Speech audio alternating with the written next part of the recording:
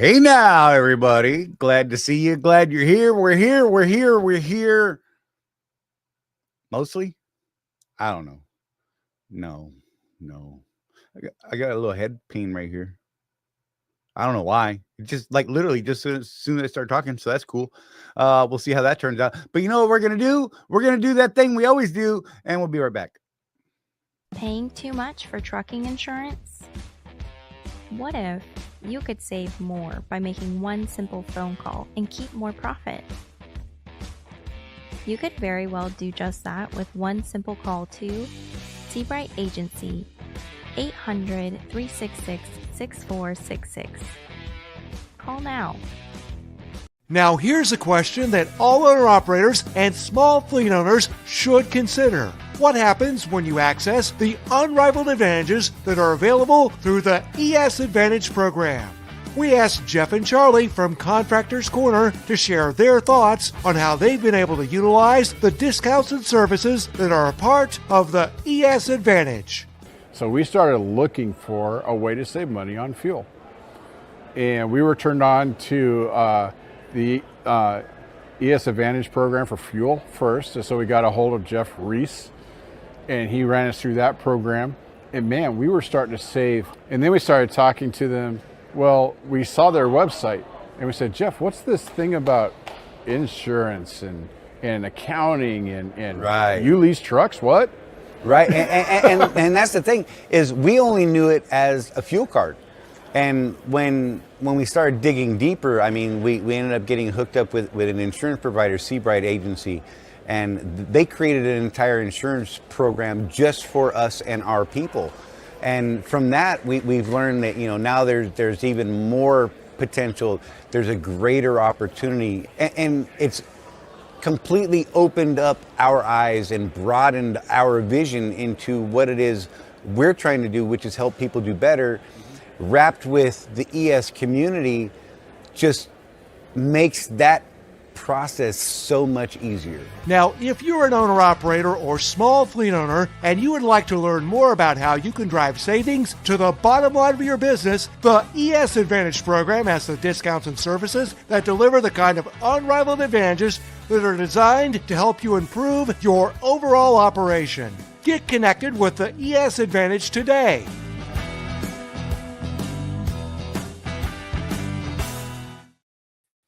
Narc said, hello, beautiful truck drivers, and Charlie. Yep. So I put him in timeout. You couldn't see it on this screen, but you can see it on the YouTube screen. I like his new tag. Right?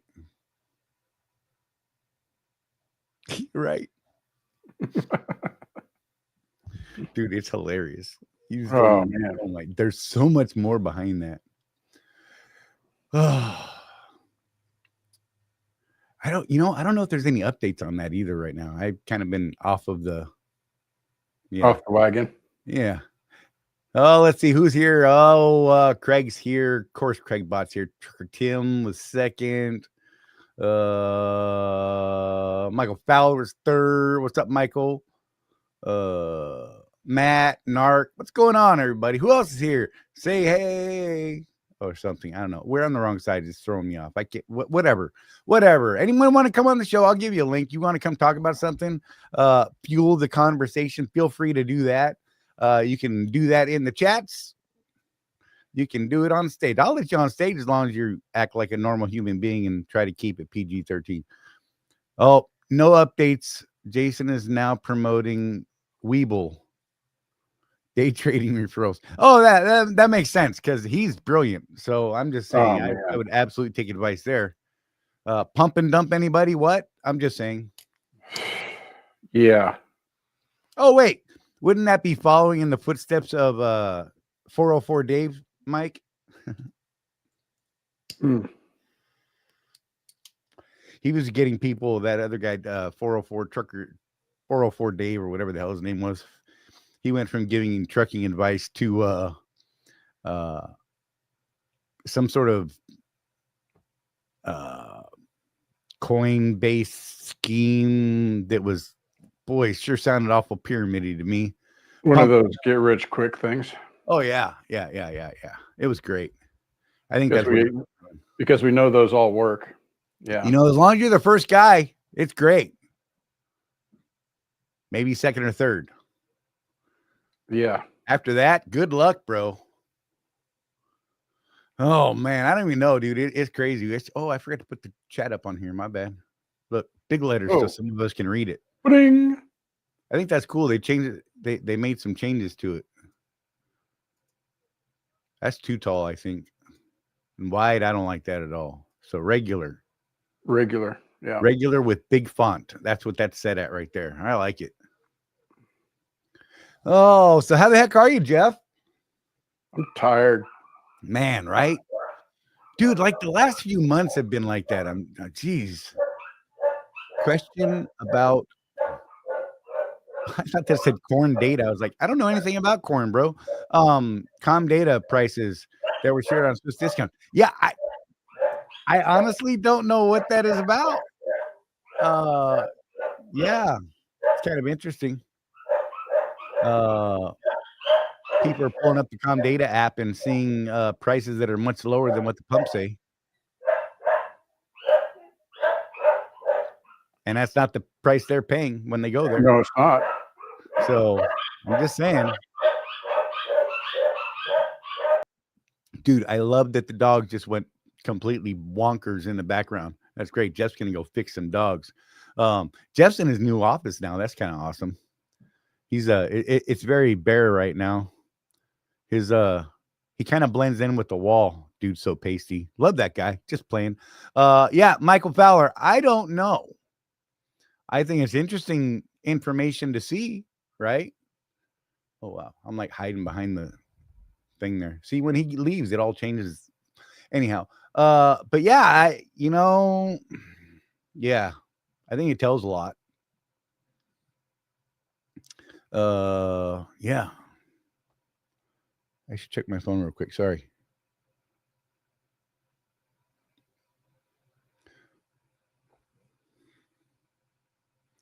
I apologize for this. What are we apologizing for today? Oh, I don't know. I was checking my phone for something. Mm. I don't know what happened.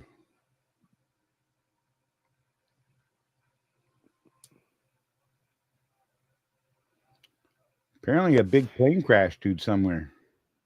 Really? Yeah. Huh. Dude. Where's this at? Narc, you sent it to me. Where's it at?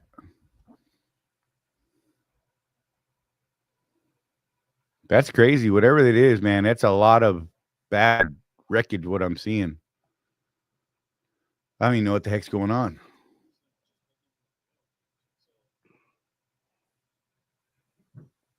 Or is it a full moon tonight? That explains a lot. This is what I'm seeing on my phone right now. I don't know if you can see this or not. Oh my.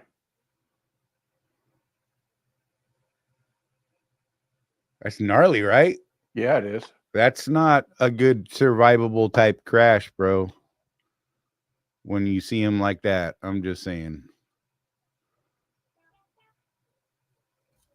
I don't know where the hell that is.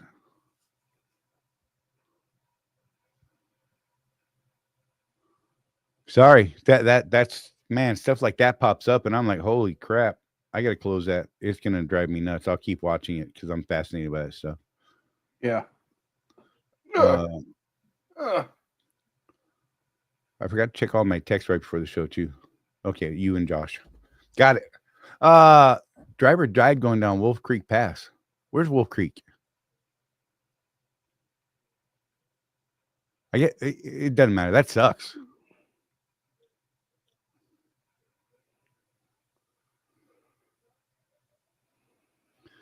Oh, but Michael Fowler, I saw that post and didn't think we were too much of a business partner for them to be taking out that much money from us on fuel. That's always been like that. I mean, that's why we were telling people to get, your own fuel cards and use Mud Flap and ES Advantage and anything that worked.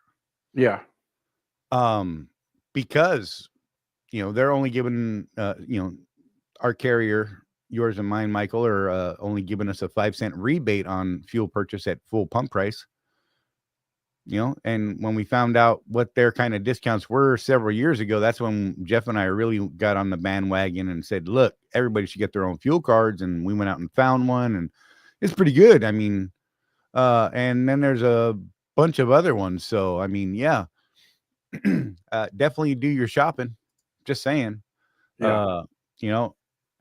Look, so here's the thing, and I can argue on their behalf, Michael, and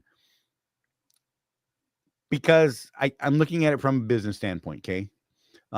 If I'm running that carrier, there's one way of looking at this, and that says that they front you the cost. They're paying those bills. Right. You don't have to pay that bill until you make money. I mean, if you're in the hole a couple weeks in a row, they're still letting you fuel up to build yourself out of that hole. Whereas if you're on your own fuel card and your own system, you don't pay, you don't go. You see what I'm saying? Right. So, I mean, you do have to look at it from that point. They are taking risk there in that, until you start making actual money again, or they make money off of you, they're not gonna be able to pay for the fuel that they paid for you. So I mean, there's that. I get it. I think they should share some of that discount because, I mean, we are responsible for it. Yeah. I mean, to get any of these other cards, you have to pony up money Right. up front. Or even with the ones that have a credit line, Right. a lot of them are settled weekly. A couple of them are twice a week. Yep. So beware of that as well. Account. Yeah, beware of that. But any of the discount fuel cards, we like ES, and I personally like the prepaid version of it. Right. That way, if I do have a bad week or whatever, you can always fall back on another method.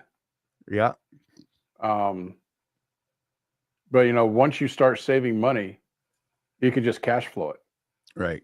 That's the trick, is you got to cash flow your fuel if you're going to get off of the comm data that your carrier has. Hey, Narc, where's that plane crash at?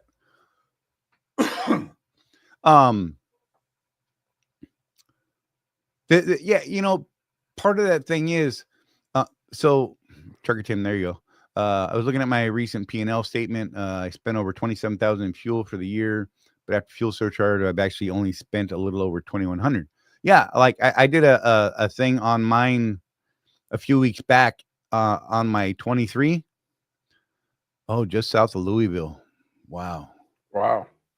So on my 23, I spent somewhere $70,000 or $71,000 worth to buy fuel out of pocket, right? But after fuel surcharge, and this is over 3 years period, over the entire time of my lease, 37 months. And after fuel surcharge, I had been paid $1,300. So I made $1,300. You made $1,300 more in fuel surcharge than you spent on fuel. Yeah, over 37 months. Right. Yeah, so it's a trip. Dang. A little over half-mile active fire path. That's not, yeah. UPS? Oh, it's a UPS, so not a passenger plane? Well, thank goodness for that. I mean, it sucks for the crew, but good Lord. You know what I mean? Wow. That's crazy, man. That shouldn't make me feel that much better, but it makes me feel that much better. There's not 200 people. You know what I'm saying? That's probably not right, but wow. So I've been watching this series on I don't know, I think it's Paramount or something. Air disasters.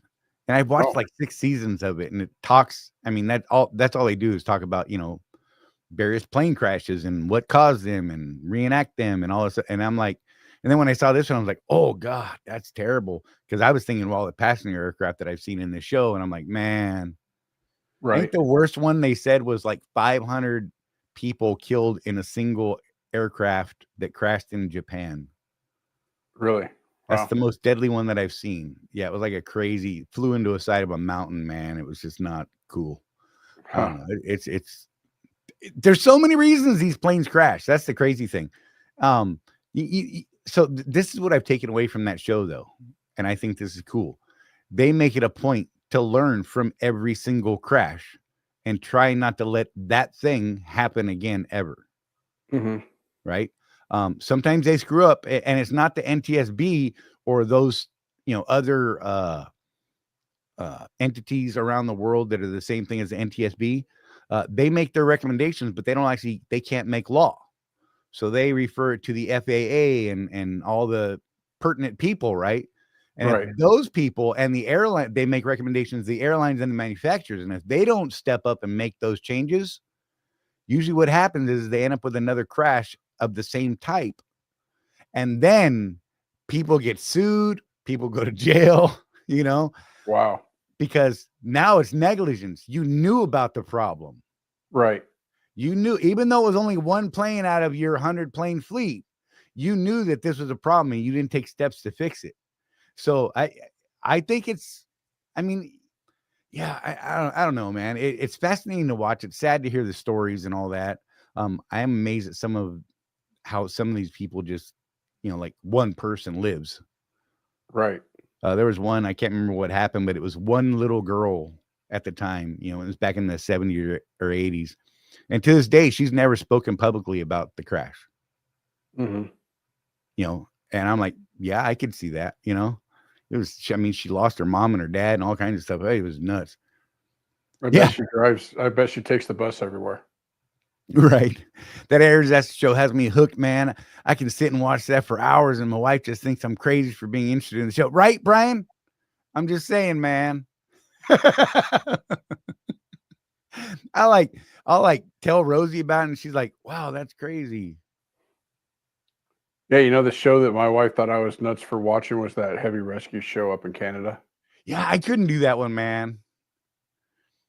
That one I couldn't do. I did for a little bit, and then I was just like, they just make it too dramatic, I think, for nothing. Yeah. It's like Ice Road Truckers. They always made it, oh, God, will he make it? And you're like, it's a freaking hill, bro. I don't know. Well, what I love is the fake sound of ice cracking underneath the trucks when they're going over the ice. That's great.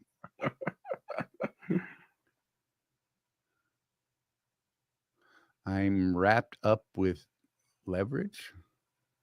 It's a show. Oh, okay. I don't know of that one, Sean. Sorry. I think I watched a couple of episodes. Hey, I'm in almost done with the second season of Discovery finally, Jeff. Oh, really? Yeah. You want your time back? Huh? Do you want your time back? I'm going to finish it because I started it. Okay. It's definitely different. It does get better. I hope. Pike is on as the captain right now. Just had Spock get on the ship. Uh-huh. So I'm guessing, I don't know when they made this thing. So, that's a thing in my brain. I'm like, wait, but I already watched all of that. And they seem to be crossing a lot in there. What is it? So Discovery was done before Strange New Worlds. Really? Yeah. Oh, wow. So the order to watch anything with Pike and Spock is to watch Discovery first and then watch Brave New Worlds. Okay. Yeah, I done screwed that up then. Yeah, it doesn't matter. But I just had a conversation with the owner of the game store yesterday. I went in just to see what was going on because I haven't been in for so long. Right. And we were talking about all the gatekeepers for these different franchises. Oh. And how fun it is to argue with them. Because they'll like rage watch. Right. Like Discovery is a big one. A lot of people didn't like it. But people rage watched it just so they could complain about it. Nice. So you want to know how a show like that not the best Star Trek, right? You can recognize that by now if you're in season 2. Right.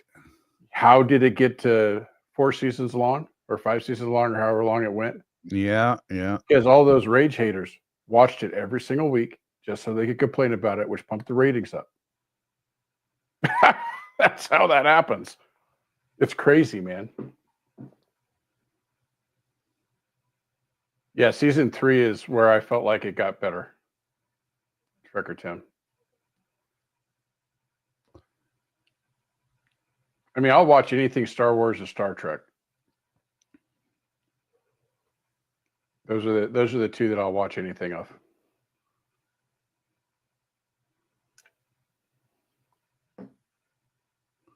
Oh wow. So that crash on Wolf Creek, 23-year-old driver from New York. Apparently he bounced off the right wall in a 2020 Freightliner southbound on 160. Hit the barrier wall on the right and then bounced off. The semi then rolled through the guardrail on the left side of the road and down a steep embankment. Trailer split open prior to rolling down the side of the mountain and spilled its cargo of the roadway. Both the driver and the trailer were destroyed. Both the cab and the trailer were destroyed rolling down the mountain. Troopers arrived. They were not immediately able to locate the driver in the large debris seen down the mountain. That's crazy. Eventually, they found 23-year-old dude from New York, was located and pronounced dead. He had been thrown from the cab.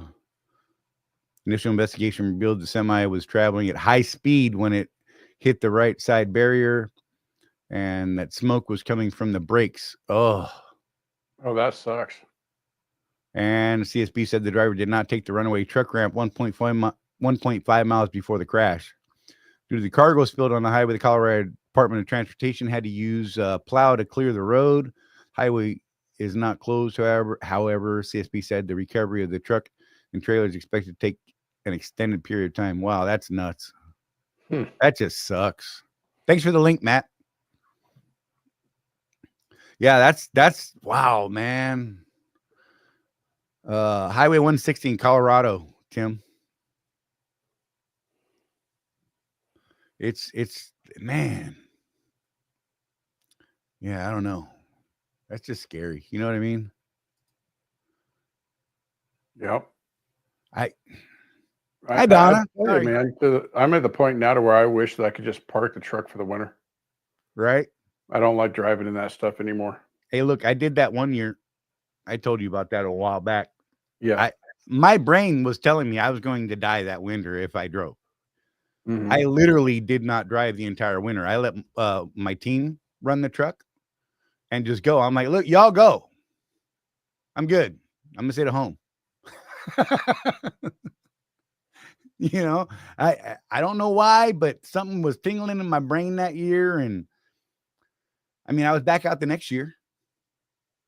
Yeah. But that year, my brain said, don't do it, man. And so I did not do it. I thought every time I don't listen to that voice back there, bad things happen. So there you go. I don't know. It's insanity, dude. Man, this plane crash has me messed up. We haven't had one in a while. No, we haven't. Yeah, no doubt, Tim. He said, I wish I could afford to do that. I'd love to stay off and be home between Thanksgiving and Valentine's Day. That wouldn't be bad. Definitely. Yeah. So the world is still going crazy out there. I don't know what your stores look like, but Rosie said when she went to the grocery store today, it was crazy. Like the shelves were just slammed empty. Yeah, that's really weird, man. Right? Yeah, I'm watching all these TikToks and these shorts and whatever reels, and I don't know, man. I got some things to say about some people. Probably, I don't know. I'm gonna do it because why not? So I saw one where this lady's talking about, I got 6 babies with 4 baby daddies. I get $4,500 a month in food stamps, and now they want me to work doing community service of 15 hours. And she says, she followed it up with, if I'm not willing to work for money right now because I'm taking care of my children, why would I work for free for 15 hours?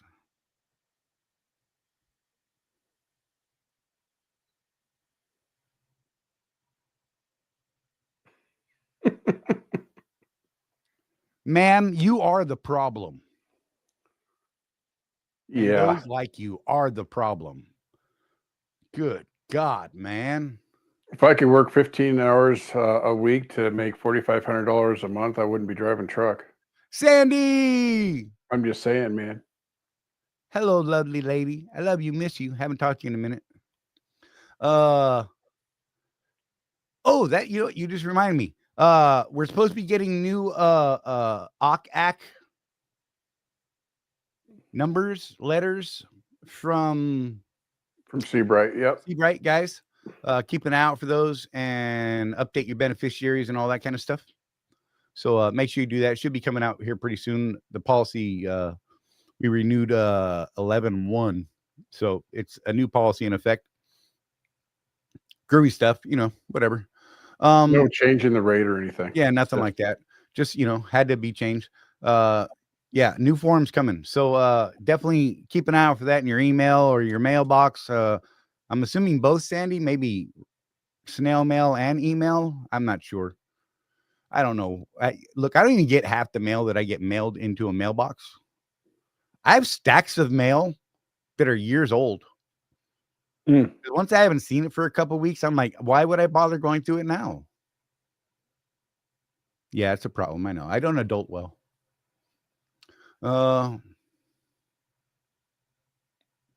Ida May, what's up? Okay, so Sandy says they need that stuff back by 2/1.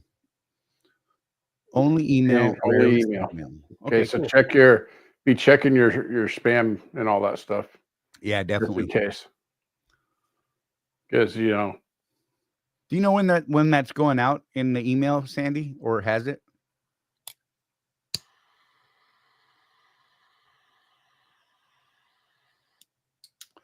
New Swift 00 is Chris Hamilton, Jeff. Oh, okay. Just so you know.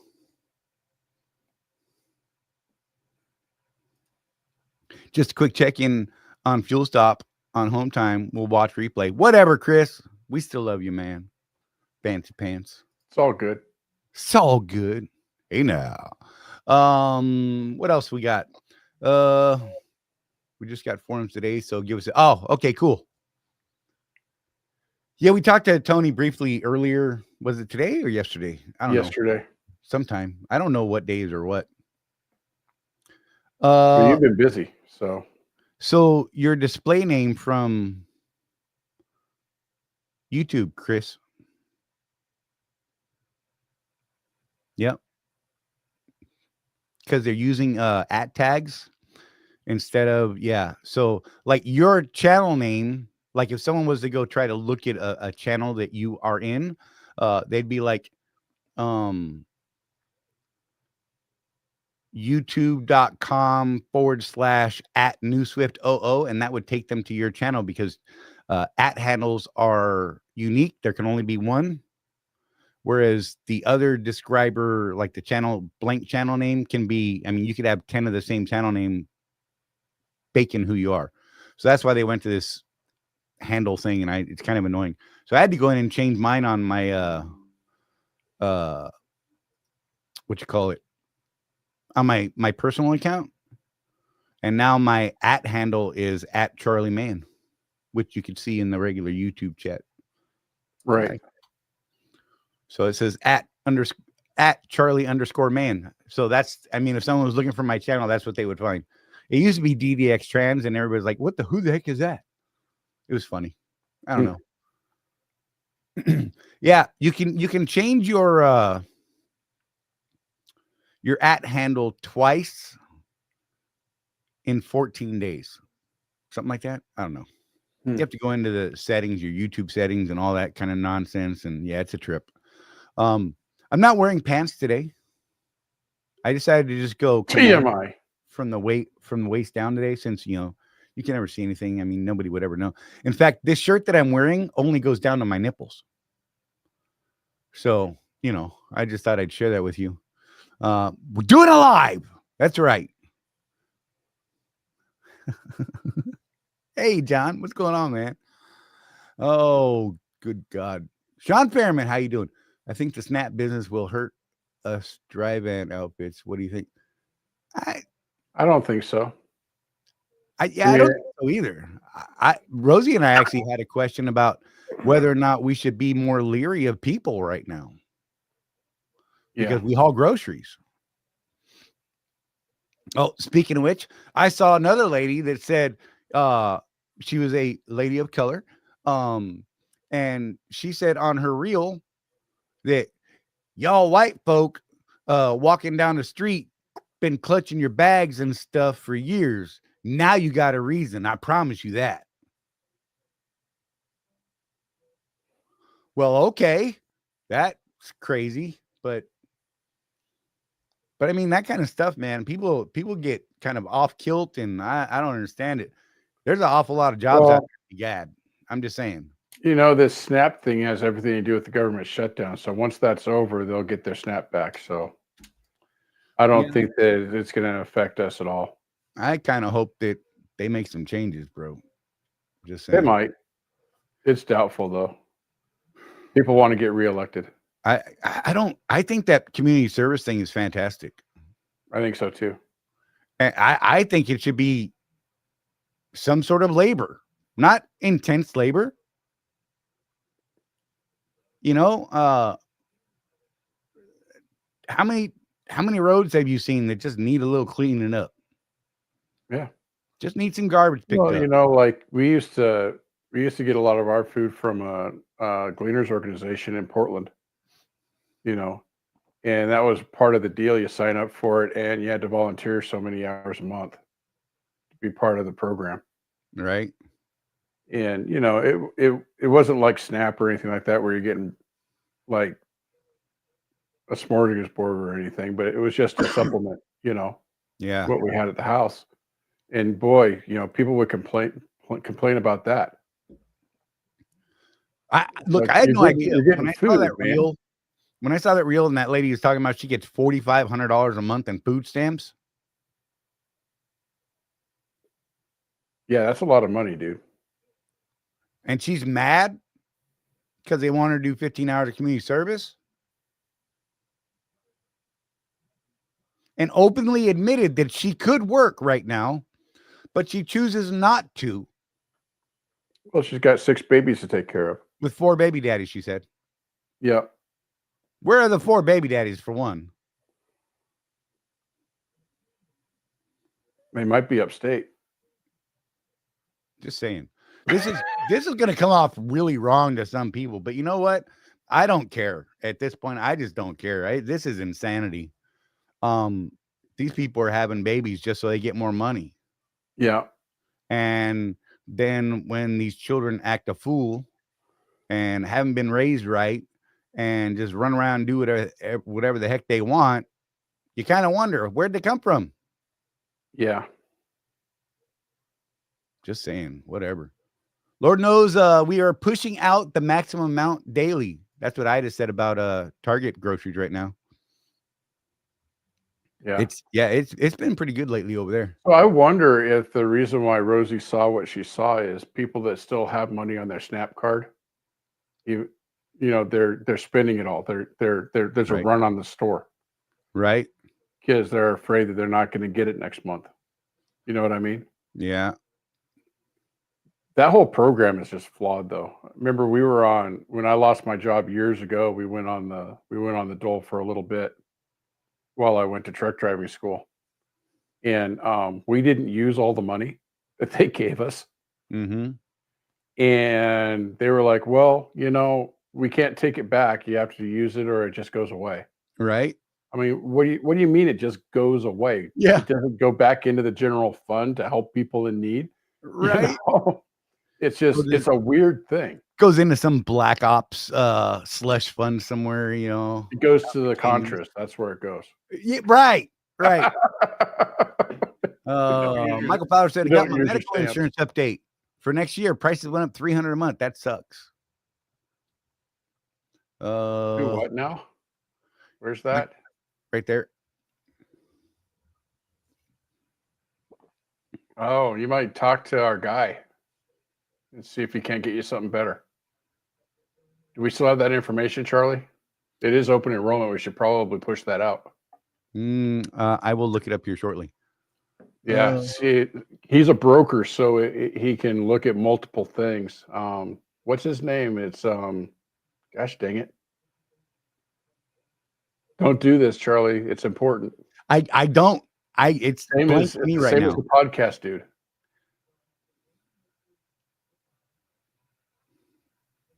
Greg.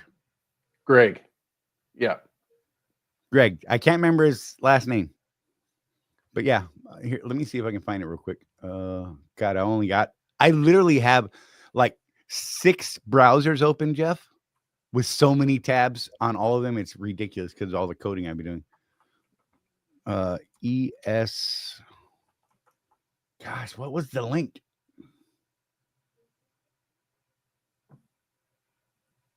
Hang on. I might actually have a link saved in our stuff over here. Let's see. Banners.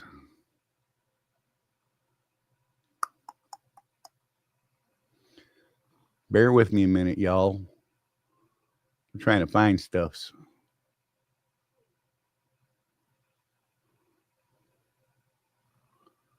Got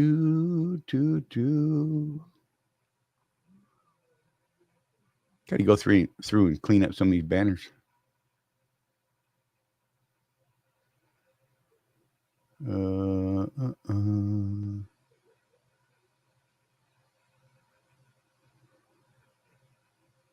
It was something really simple too. The website address. Yeah. Let me do this. Yes. Greg Helmlich. Oh, look at you. You found something. I went to the ES website. Oh, you should be able to get the link from there. That's what I was going to do. Yeah, hold on. Let me.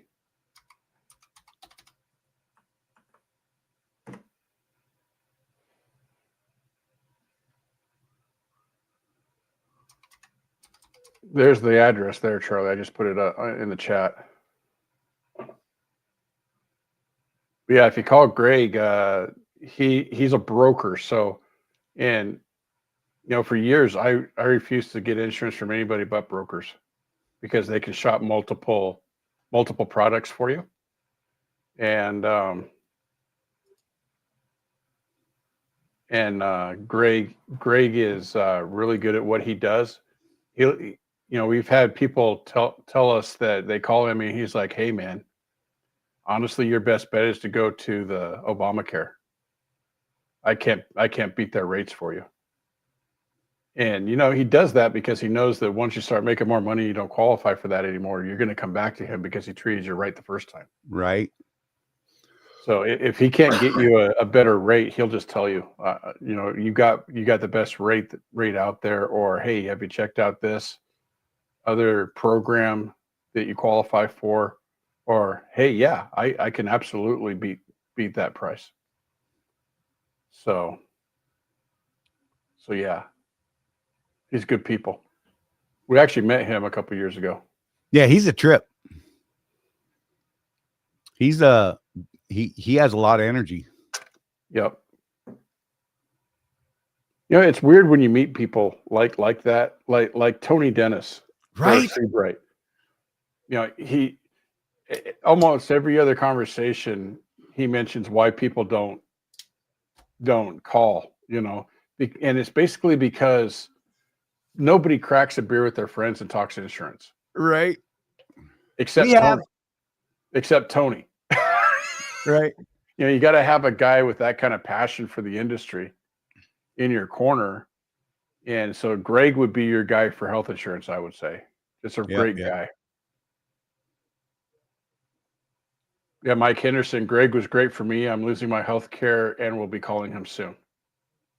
So yeah, so there's someone that Greg advised him, and now he's going to go back and talk to him again. Remind him that we are still alive. Just saying. Yeah. That'd be cool if you guys wouldn't mind if you call him. Just saying. Charlie Man, oh yeah, Craig. They're living better than most of us that are working. They even get a check to cover all their utilities. Right? I was asking Jeff, I'm like, and maybe their rent Yep. and a phone. I can't don't buy get a it. mobile phone. Remember that lady? Yeah.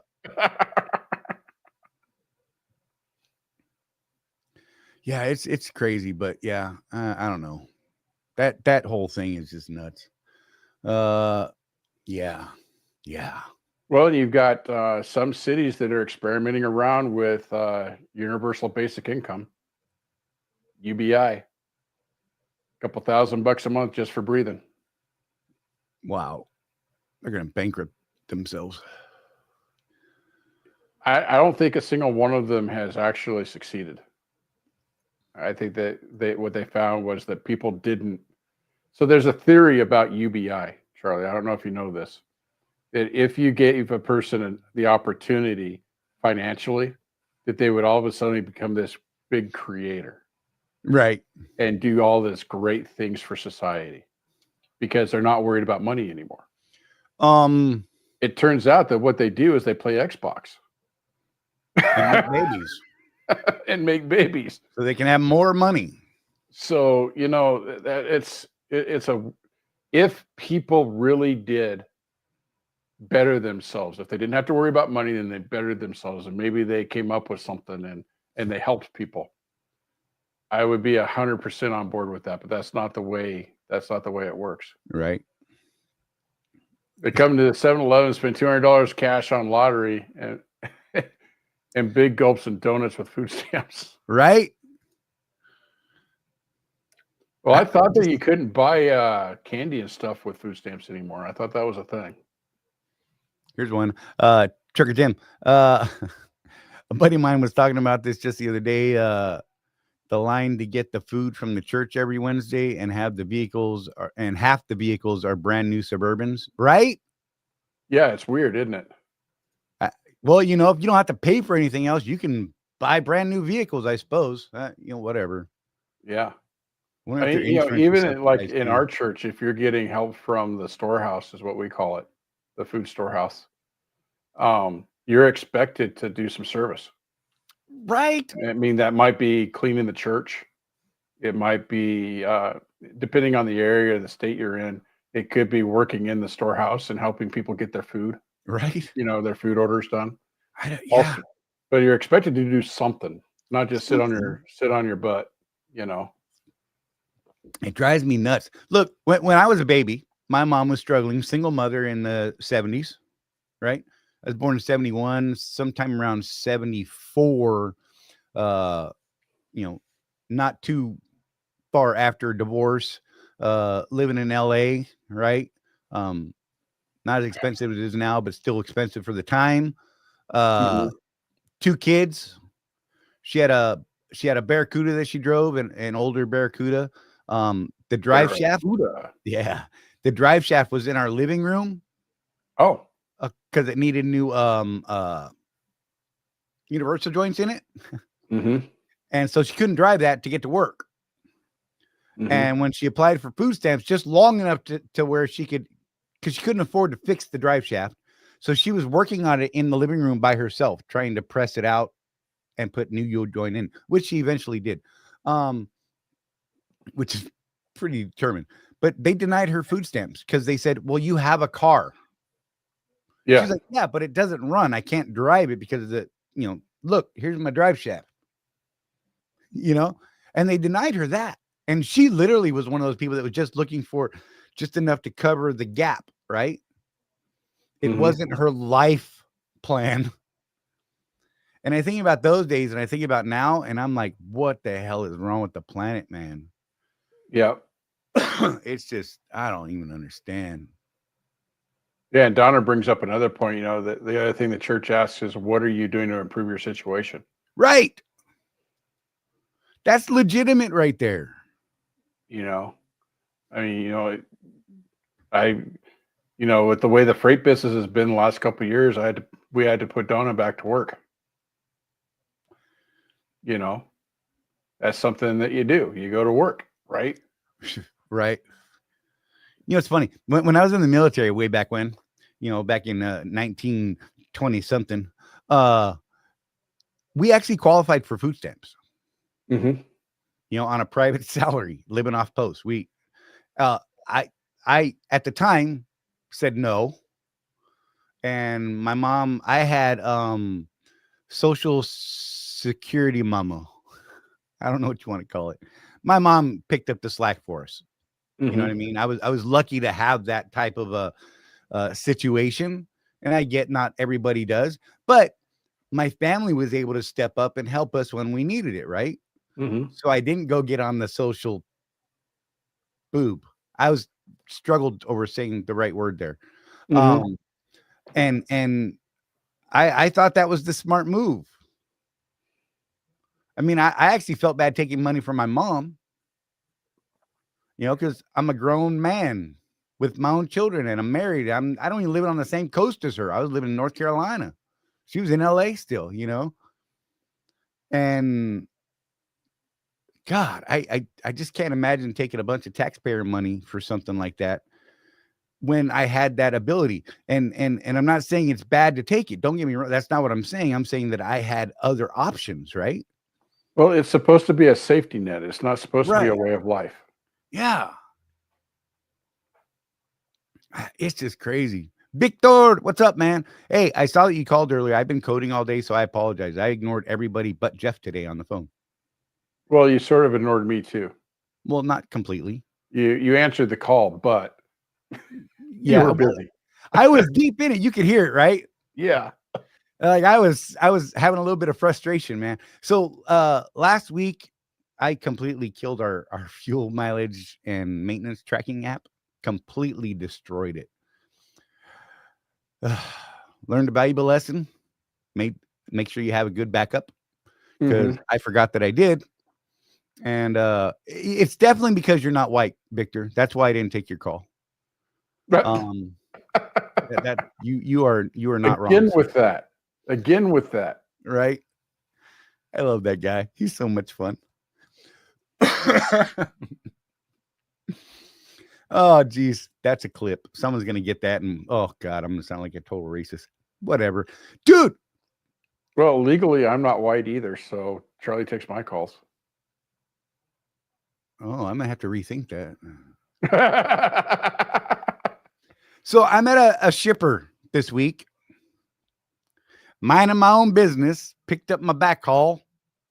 I'm taking pictures of my target trailer that we have to do for our pre-trip and post-trip stuff, right? And some other driver who's locked in dock 7 comes walking across the yard to me. I'm like way off in left field, just trying to stay out of everybody's way because I'm taking these silly pictures, right? And he walks up to me and says, "Hey, man."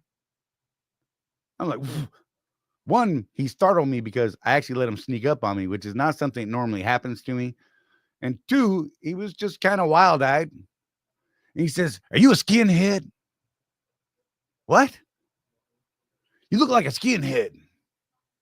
What are you talking about, man? Are you a Nazi?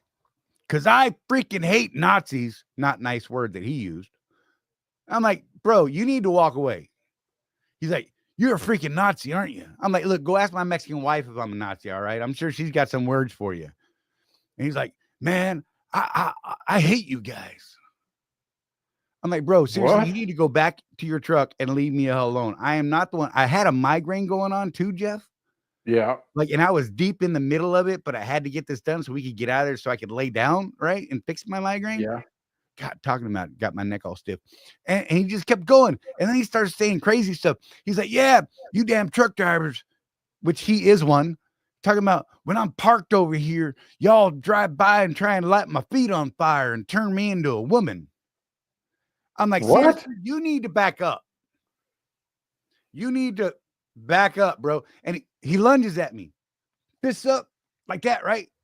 Did it once. I took a step back. He did it again. I took 2 steps and reached. Y'all know what I mean by reached. I did not present. I got to tell you something. I had a weird thought right there. I'm going to get in trouble for shooting a crazy man because this guy was definitely off his meds. Yeah. So instead, I walked inside. I talked to the staff. This moron follows me all the way into the office and tells them the same thing that he was telling me out in the parking lot. They're like, bro, you're crazy. And then finally, one of the dudes that was in there, and both people in the office were black folk. So he thought they were going to be like on his side because, you know, he's going against Nazis and skinheads, whatever. And the black dude was like, he's like, hey man, I hear all the things that you're saying, but did this driver right here, have you seen this guy before? And he's pointing at me. He's like, well, no, I've never seen him before. Well, then why are you messing with him? He ain't done nothing to you. Yeah, I guess you're right. He's like, y'all want me to leave? And I wish they'd said yes, but they're like, no, we're almost done with your truck. I thought about it afterwards. I really should have called someone right then and there because I'm now afraid that he was out on the road with people. Yeah. And this guy is woo way out. And clearly off some meds or needs meds. I'm just saying, oh my God. Yep. It's because his last name is Jackson, Victor said. That is absolutely true, you big faker. Action Jackson. Oh no. Now they're all chiming in. I'm seeing a pattern here. You're not taking Craig's calls either. You know what? Can you hear what I'm thinking? All of you. Yeah. But it was something else, man. Oh my God, it was something. I like that, Sean. You can't insult Victor with racial comments. He always beats you to it. That's good stuff right there. Oh man. But yeah, the world is broken. There's so many crazy people out there right now. I don't even know how to deal with it. Like, I just wanted to get away from this guy. Hey, Rosie was like a little upset with me because I didn't tell her what was actually going on. Before I walked in the office, I opened the door, I threw my phone on the seat, and I said, get ready to call 911. She's like, what? She had no idea what was going on. She just thought I was out there talking to some dude because she saw that guy walk across and walk towards me and whatever. She thought I was just talking to him, and she's like, what the hell's going on? And then I just closed the door and walked away, still didn't tell her anything. I figured if the dude ran up on me, that she'd call 911 and we'd be all right. You know what I'm saying? She's smart like that, but whatever. And yeah, I just don't even understand. Just out of nowhere, man. Crazy people. I know, right? This only happens to you, though. You're the only person in the world this happens to. I don't understand why, man. I'm quiet. I know it's odd to think that I'm quiet, but when I'm out there in the world, in the open, you guys don't understand. Like here, I am completely comfortable here in this setting because I ain't got to worry about anyone coming up on me here. I don't have to watch every corner here. Right. I'm protected on this side from dogs. My dogs are out there. They will let me know if anyone's coming anywhere near the yard. I promise you that. And over here on this side, that goes to the rest of the house. There's an awful lot of people they got to get by before they ever get to here. And there's going to be some commotion. So I don't have to think about any of this thing. When I'm out in the wild, I am watching rooftops. I'm looking in bushes.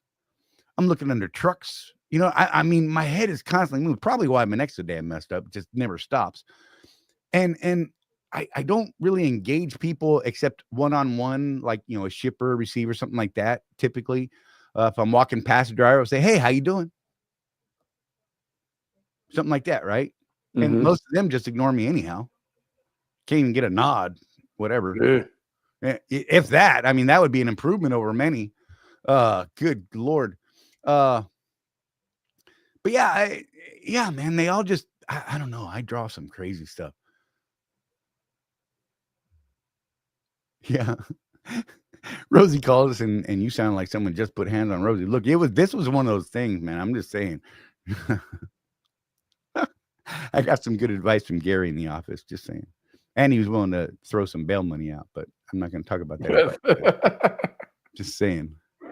They were getting ready to raise bail, and yeah, look, I don't know who that is, but you ain't right. No bluff. You have to be aware at all time. You do. You absolutely do. Head on a swivel. I like to sit in corners. Yep. A lot of people say don't lock yourself in a corner, but my Army training, here's the funny thing. If you're backed against the wall, you only got one direction to go, right? That's right. Start there and move out, brother. I'm just saying. So I'm, whatever. It's weird when Charlie and I go out to eat because we both want to see the door. Right. Right over the seat. Yeah, you ain't lying, Sean. If someone had put their hands on Rosie, it would definitely have been more than a reach. Yeah. I'm not one to throw hands. Look, man, there's too many things wrong with me. Let's be real. I'm old. I'm getting a little fragile. Honestly, I hate to admit it, but it's true, right? I'm going for Tools. Yes, good word. Yeah, that's funny, Sean. But look, you corrected it. I didn't have to correct you. Every time I go to a restaurant, Victor Jackson says, I sit in the corner, so if ice comes in, I can run. I love you, man. I'm just saying. I love you, man. Woo! Good Lord. Yeah, we do attract crazy for some reason. Yeah, full sin. You ain't kidding. Throwing hands hurts. Yeah, right. It takes me so much longer. It's not like the action movies, bro. No. And 30 seconds of throwing hands, man. I'm telling you, are wore out. Jesus, Craig, buddy, I love you, man. Old, fragile, and don't return calls. Check. Thank you, sir. That is beautiful.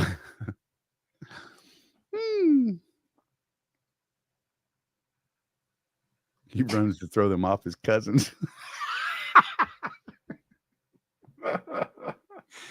Woo, good Lord. Oh, we're spiraling, bro. We are, man. You know what? Let's do the commercial thing real quick, Jeff. Okay. Make your run if you need to. We'll be right back, y'all. You're either running your business like an owner or like an employee. And if you're stuck in that employee mindset, you're leaving money on the table. Company drivers wait for direction. Business owners create opportunities. Company drivers chase miles and just drive. Business owners chase profits and know their numbers.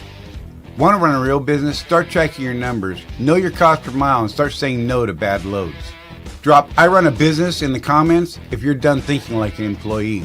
If you want to take this mindset shift further, join the Road Warrior Entrepreneurs community at www.rwedrive.com, where we have profit boosting strategies, coaching calls, and real road warriors winning together.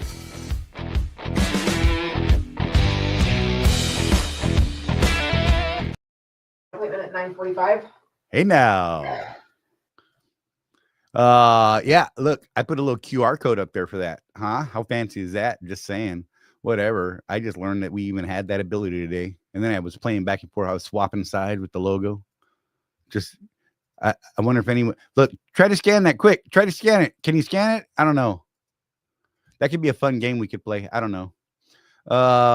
Anyhow, there you go. Woo! Good Lord. Thanks you guys for hanging out. Let's see.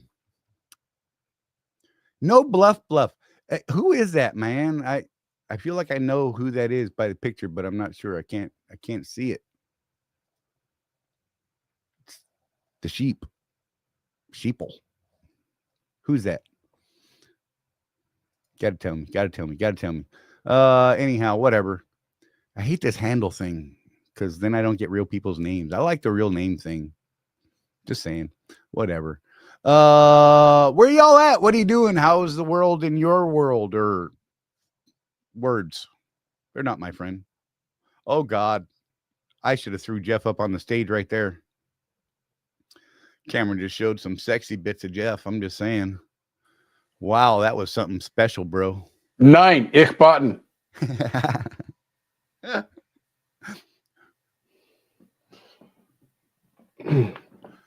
Anyone have a good suggestion for a free mobile PDF creator? I did something recently, but I can't remember if I paid for it or not. Oh, Blindsight. Sweet. No, bluff. That's funny.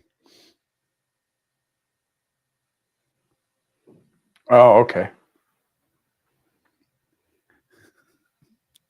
Again, I say Charlie on the commercial is not the Charlie on the screen. They say they're the same, but they're not the same. Whatever. Well, you know, AI is getting better. Yeah, it's freaky. That is not AI. I really recorded that for real. What Victor say? It was moving fast. This last week, I've been seeing ice at the way station in Texas. You know, people have been complaining about it in Florida. I have not seen one. Yeah, it's weird, isn't it? Look, I ain't gonna lie. I'm like, whatever, man. Whatever. If you're legal, you ain't got to worry about it. People were complaining about, now us, professional drivers have to be in a truck stop worried about getting harassed by ICE and DOT now. And I'm like, what are you even talking about, man? If you're legal, there's no problem. Yep. Seems pretty simple to me. Victor, you're a dark brown man. I'm just saying. Have they given you a hard time, bro? I ask honestly. I'm not even being like a jerk about this, but I haven't talked to anybody that this is truly affected and made them scared. Right. Except for people that happen to not be legal. Whether it's immigration status, whether it's their truck, whether it's their logs, whatever. You know what I mean? Mm-hmm. With their license. Those are the things we have to worry about in our industry. Besides that, I mean, what the hell are you worried about? I don't understand. I don't know. Craig don't know nothing. Yes, he does. I like Craig. Whatever. You guys just picking on me for no reason, but that's fine.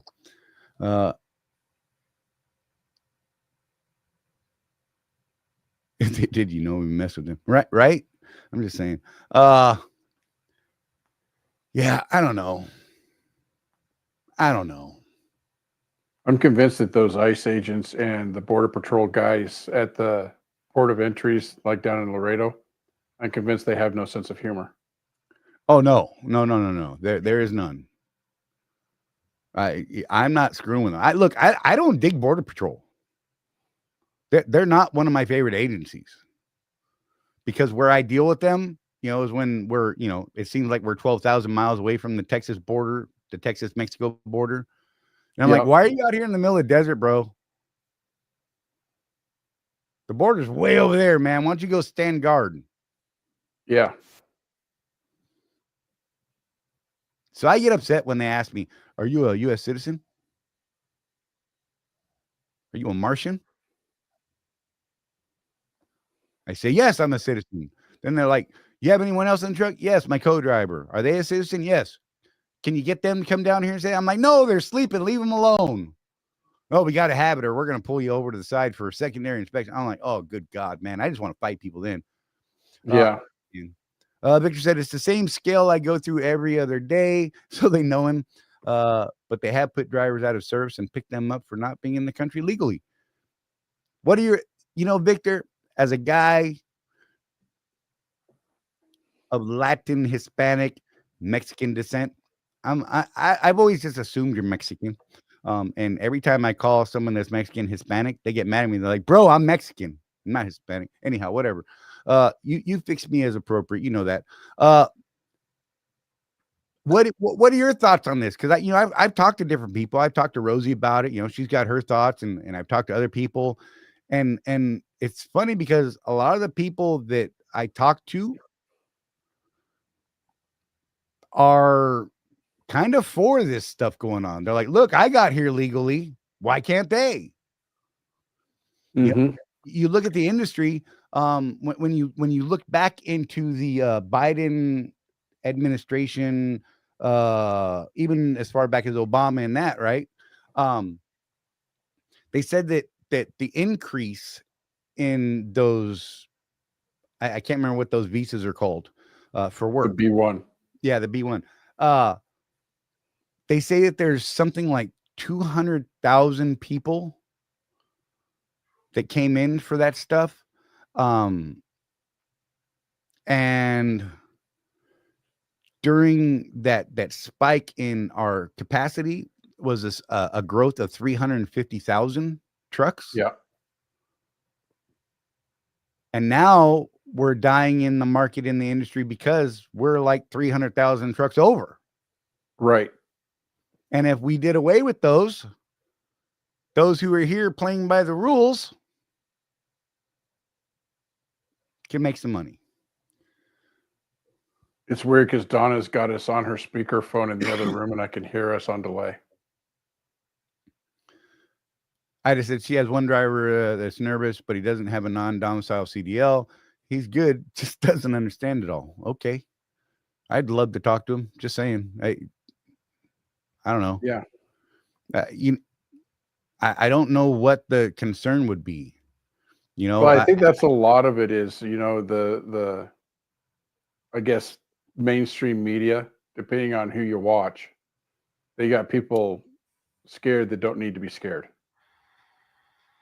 I talk to people all the time that think that ICE is hooking people up that are citizens and deporting them.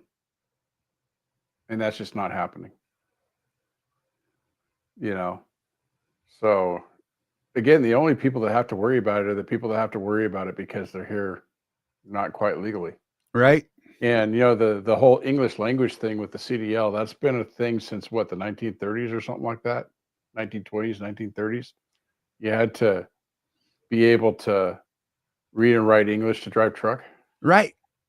I mean, that predates the CDL itself. Yeah. Okay.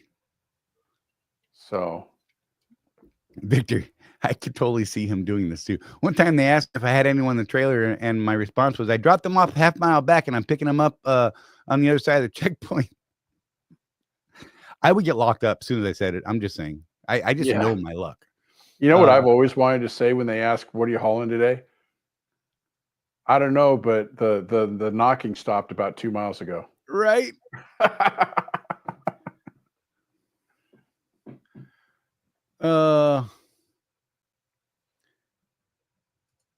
What's this? What's great is we got all those visa drivers that came here and dealing with it.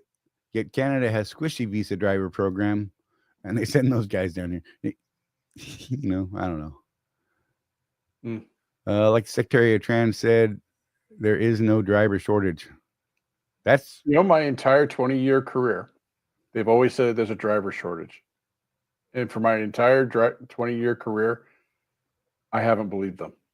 Right.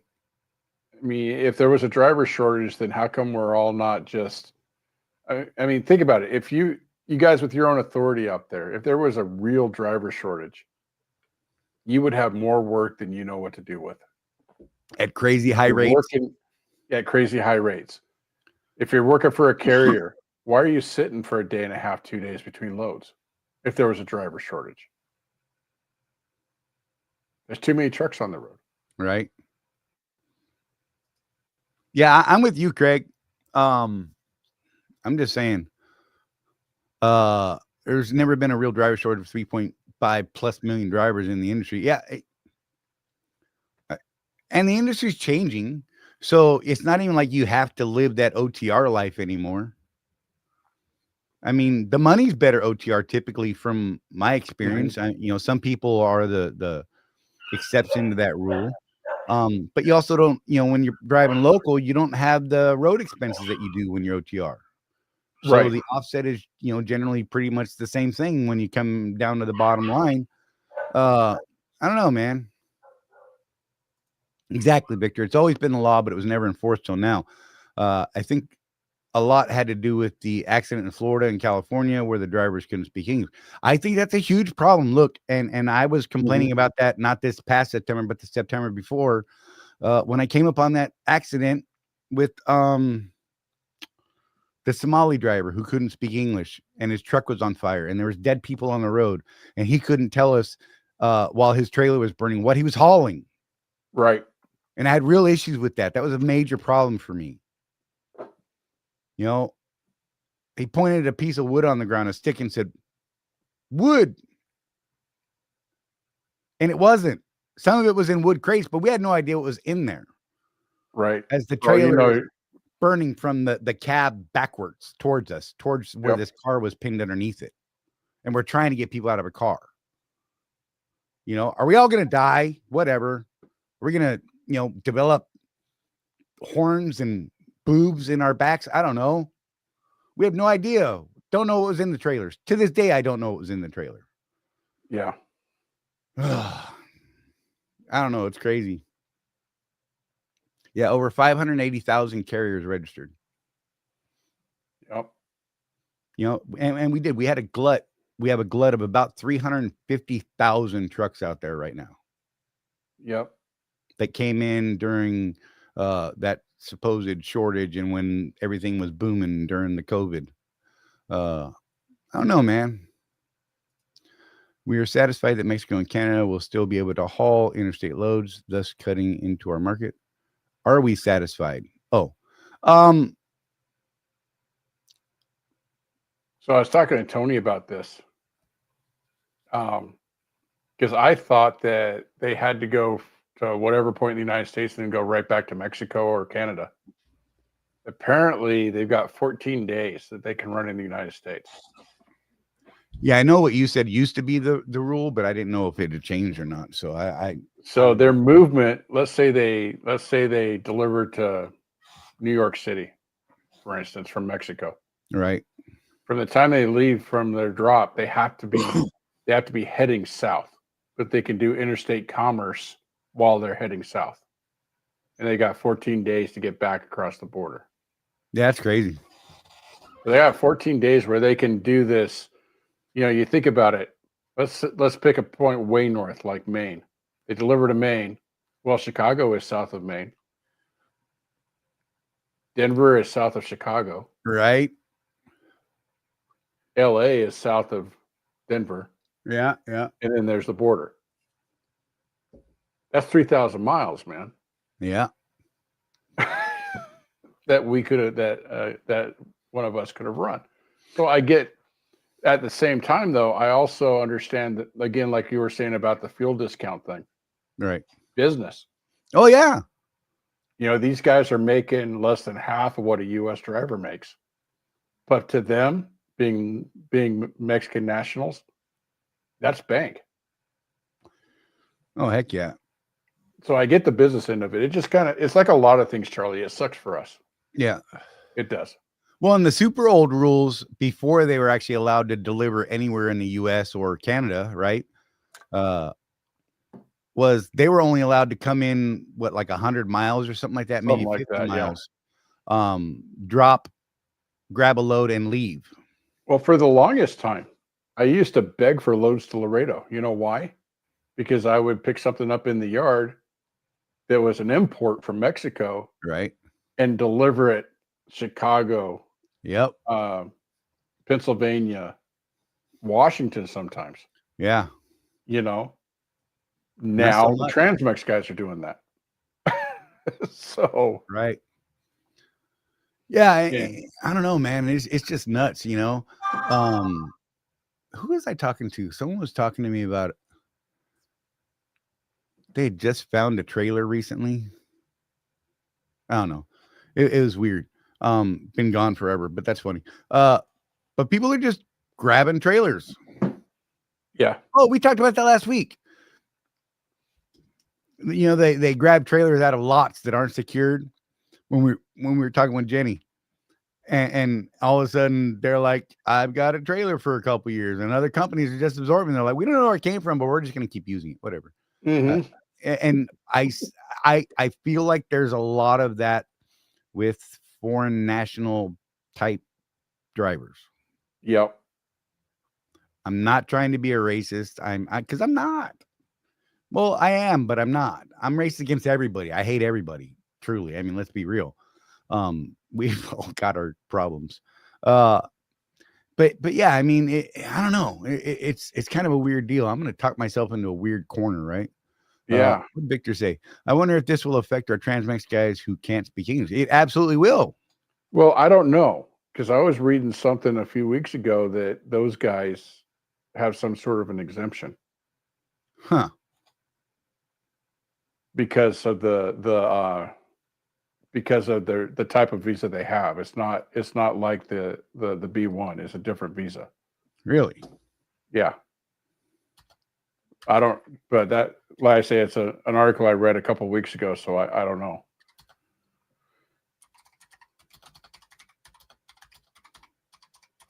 A lot of those guys do speak English, though. So, I mean, I've talked to them at the terminal there in Phoenix.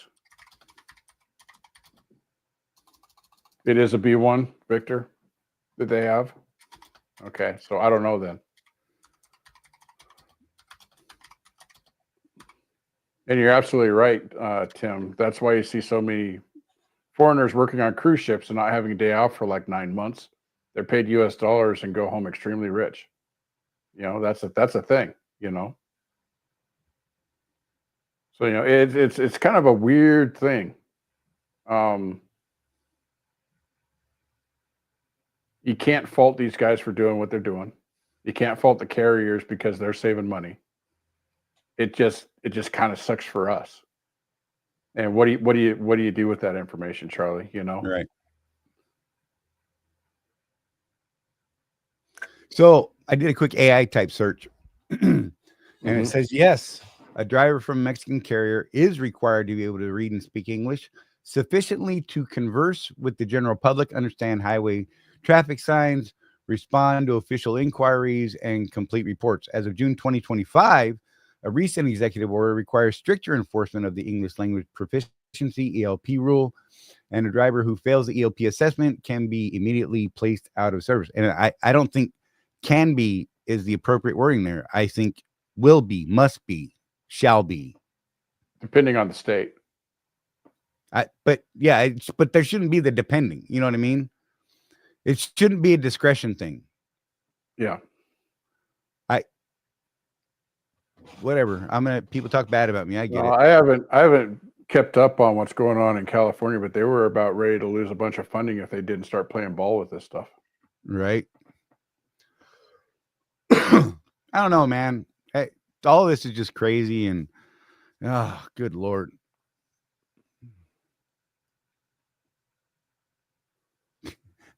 That's funny.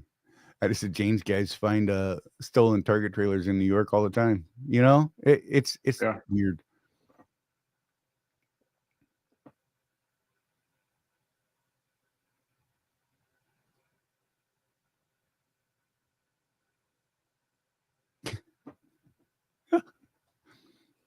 That's funny. Let's see.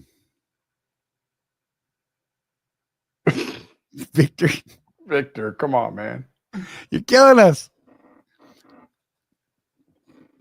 You know, Ice watches our show. I'm just saying. Hi, Ice. Hi, NSA. Right.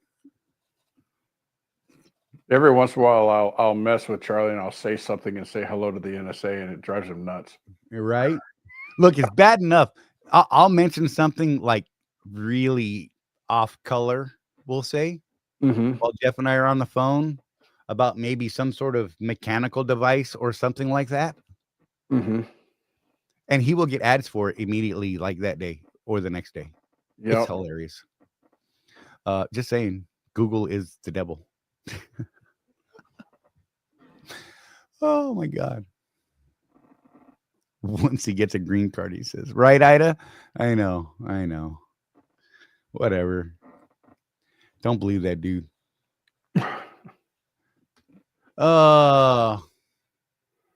Yeah, it's something else. I don't know. It's weird topics we got into today, but you know, whatever.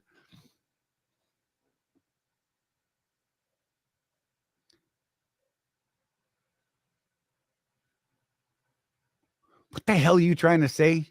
Speak American, man.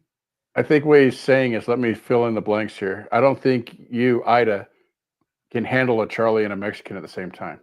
That's okay. Okay. That's Good my God. attempt at filling in the blanks. That's it. You know what? We're gonna go with that because clearly Victor's like doing something weird today. Oh, look, he agrees. He said thank you for that. Yep. Good Lord, Victor. It's all the time playing ad libs when I was a kid. Right? I sucked at those things. I always made them dirty. Can you go figure, right? I'm just Yeah. I can make anything dirty. His green card has dead presidents' heads on it.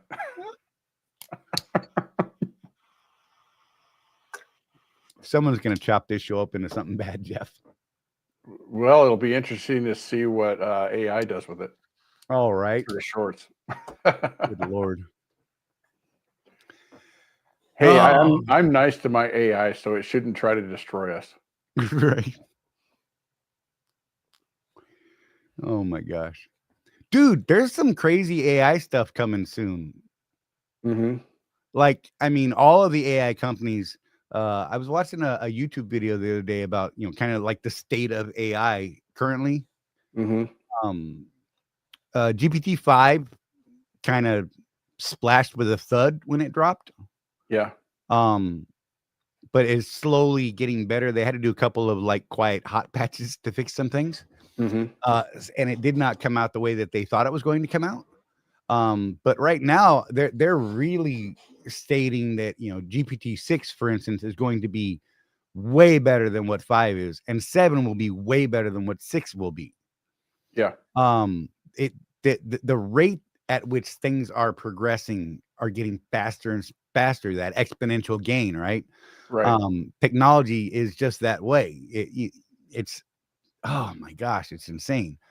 I mean, think about it. Just 20 years ago, we had just gotten off of 1200 baud modems. Yep. And we were up in 24, or what was it, 26.2 or 24.6, something like that. That was like, oh my God. Remember the first DSL was only 256. Right? 20 years. Mm-hmm. And I saw, so I was looking at Joe Rogan on the recent one that he had Elon on, and Elon was put up a picture and compared his 3 Raptor motors, the 3 versions of it. And just in the time that they've been working on that, you look at the first one and you're like, that's crazy looking. I mean, that's big. I mean, that's a rocket motor, right? And the next one's more refined. And the current iteration, dude, that is amazing. It's sleek. Oh my gosh. And it's something like 10 times the it's like something like 10 times the thrust of 4 747 engines. Yeah. And the Falcon 9 has 32 of them, I think, or 37. I think it's 32 of those. He was saying that they are pushing the envelope on the edge of physics at this point. And so I don't know, man. It's a trip. But you look at the computer technology, and we have watches now that have far more computing power, memory, storage, and RAM, everything, than the mainframes we were using in the 80s. They took up entire rooms in buildings. I don't know, man. It's a trip. I don't even know where the hell I was going with that, but good. I love talking about that. D-Lo! Look at. Hey. Lurking while working. Nice. Sending love back at you, lady. I love you. Put you in my pocket and stuff. I don't know, man. Anyone seen the movie called Terminator? Just saying. That reminds me though, on that same AI video I was watching, it was like an hour and a half long. It was pretty interesting to me. China's really pushing hard on the AI thing, but their focus seems more on the robotic side. Mm-hmm.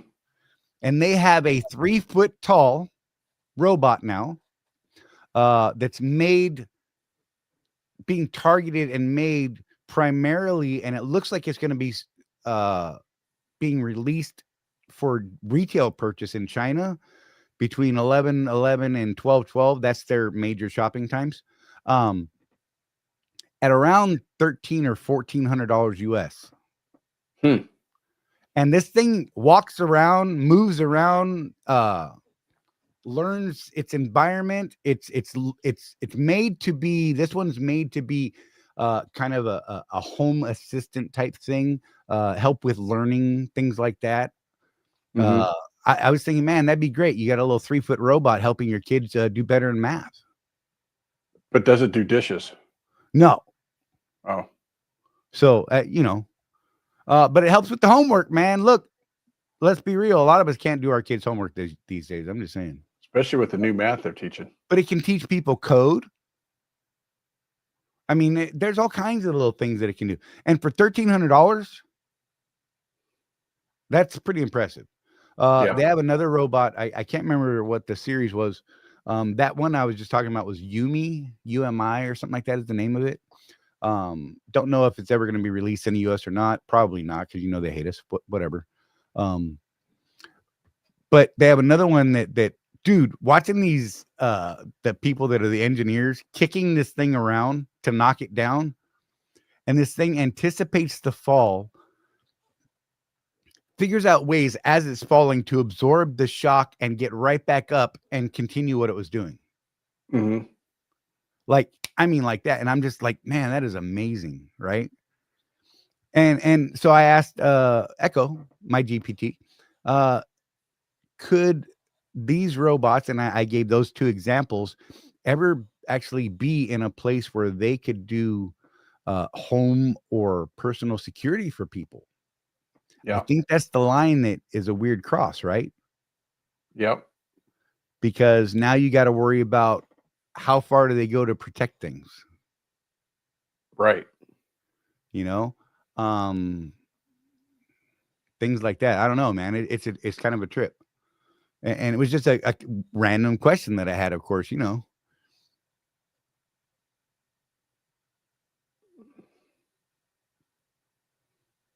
Yeah, like for real. I mean, that's if there's anyone that's ever going to, it would be them. I think. I don't know. Well, in the grade school that my wife teaches in, that Donna teaches in, they teach Chinese. When we were going to school, Charlie, it was all about Japanese, if you remember. Everybody told you, especially if you're going to go into some sort of business type of thing, learn Japanese. Now it's all Chinese. Yeah. Yeah. Yeah, right there. AI sometimes redeemed itself, but it is also scary at the same time. I don't think that it's AI that's scary. I think it's the people that are teaching and training the AI. Right. Because the AI, as of now, is most of it's learning from what we're providing it. Right. We control where it learns. GPT-5 and 6 are supposed to be a little more autonomous. GPT-5 didn't quite make that. There's still some limitations that they've kept on it because of not being able to control the back end. Now they're talking about allowing for adult content on that, and I'm like, that's bad for people, man. How many people are just going to be hermits from that point on? I'm just saying, whatever. But there's a weird thing around that too. Geez, man, it's just that I'm fascinated by this stuff. I can't get enough of it, honestly. Ultron, 20 minutes to reel up landing gear. Can the robots do our crappy landing gear? Dude, that would be nice, right? That would be great. Look, I don't know why we don't have more automated landing gear rolly uppers. I know they're out there. I've seen them. I saw a guy one. I was like, oh, yeah. I wonder if they struggle with the hard ones, though. That'd be interesting. But yeah, I don't know, man. I could talk about AI like all kinds. It's crazy. There's a lot of cool stuff coming. Um, Gemini right now, I think, is weird, but apparently got some gusto back in there. So it seems Google kind of was half-assing things. Sorry for the word. Until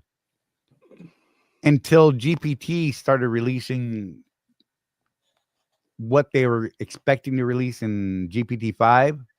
Mm-hmm. And then Google said, oh, yeah. And has been doing a lot of work lately. So I there's a lot really like of- Gemini's ability to search and give you references. It doesn't just give you Right. an answer; it gives you references so you can go check them out. Well, yeah, and GPT-5 is doing that now. Is it? GPT-4 would do it if you specifically asked for it, but it was limited. And it couldn't always go on the internet. It was funny because sometimes it could, if like it had a switch that would get flipped depending on the topic you're on. Mm-hmm. And I found that fascinating as well. Because, you know, sometimes I'd say, hey, can you find me information on this? And it's like, sorry, I can't access the web. All I can give you is data up to 2024. That's interesting. And other times, you know, it would go out on the web and get current active information. But it was off and on, it depending on what was going on. I don't know. It was a trip. But yeah, so Google and the Gemini thing are really pushing some big stuff right now. OpenAI is actually building like a whole new browser type thing built with AI, incorporated with AI, and the whole 9 yards to battle with Chrome, Mozilla, the iOS one. What's that one? I can't remember what they're called. Whatever, the Apple browser. And it's looking pretty crazy, man. I mean, and the way that the functionality will work, I think, is fantastic. But you know, like I said, I could talk all kinds of crazy stuff about that. Let's see. Yeah, I just asked Grok if it has real-time access to the web. And it says, yes, it does through special tools that lets them search, browse pages, and fetch up-to-date information as needed. Right. So, yeah. That's kind of interesting, yeah. Mm-hmm. Well, so it's funny. I was working on this code base, right? And Echo was telling me, hey, put your old files in a zip file and upload that to me so that I can see the entire file tree for your old working version, right? And we'll build from there, and that'll help me be able to determine which way to go. So I did that, and then I upload the zip file, and Echo said, hey, I can't open that.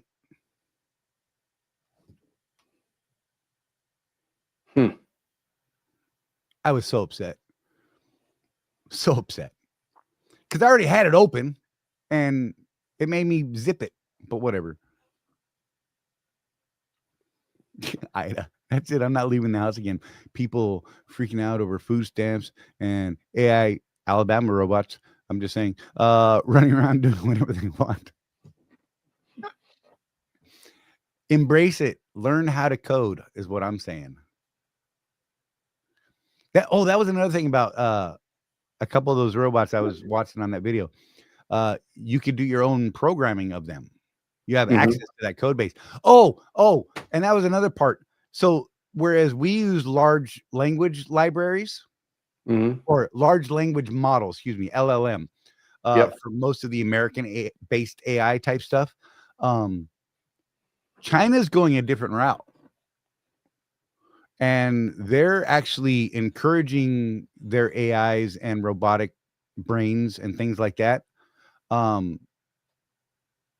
to, I can't remember what the model was that they're using, but it's a language model plus a visual model, some other thing. It's like 4 different things wrapped into this so that these AIs and particularly in the robot side of things could adapt and learn from working in their environment. Like, reaching down and picking up a cigar, right? It would pick it up and smash it and break it because it didn't know how much force to use. It would see that it broke it, learn from that, put it into its learning model, and the next time it would pick it up and be like, ooh, right? And then it goes a step further than that. Now it's looking at something like that and it's going, okay, how many ways can I screw up picking this cigar up? What are the chances that it's soft? What's the best approach to pick it up? So what you're saying is it knows exactly how much pressure to crush your windpipe. Right. That's what I'm hearing. I'm just saying, man. And that's the other thing Google's doing with their Gemini stuff. They're actually focusing on becoming the AI robot brain go-to, which is interesting. I found that very interesting because, you know, that's a part of the market that's coming. Let's just be real, you know. But I thought it would be neat, man, that, you know, if we get these little tiny robots, like that little 3-foot robot helping the kids with their homework, you know, being able to be like, hey, Echo, look at this code right here, man. I can't figure out what's wrong with this code. And it comes over, peeks over your shoulder, says, yeah, bro, line 37. You know what? The only thing I really want, Charlie, is I want to be able to sit here and say, computer, and have it respond to me. Right. There's a lot of limitations on that for some reason, and there shouldn't be. Right. Yeah, it's a trip, man. I don't know. We went down the geek hole again. I love when we start talking about this stuff. I could just go on and on and on. It's fun. It's because I'm constantly learning, and it brings me joy to learn. So I just can't sit still. Sorry. Yeah, I just read an article on FreightWaves, I think it was today, that they just added AI as one of the industry problems to solve in the big list of 10 things to solve. Right. I can see that. Well, you know, this list is a list of industry concerns that's been going on since, I think that the article said like the 1980s or something like that. Right.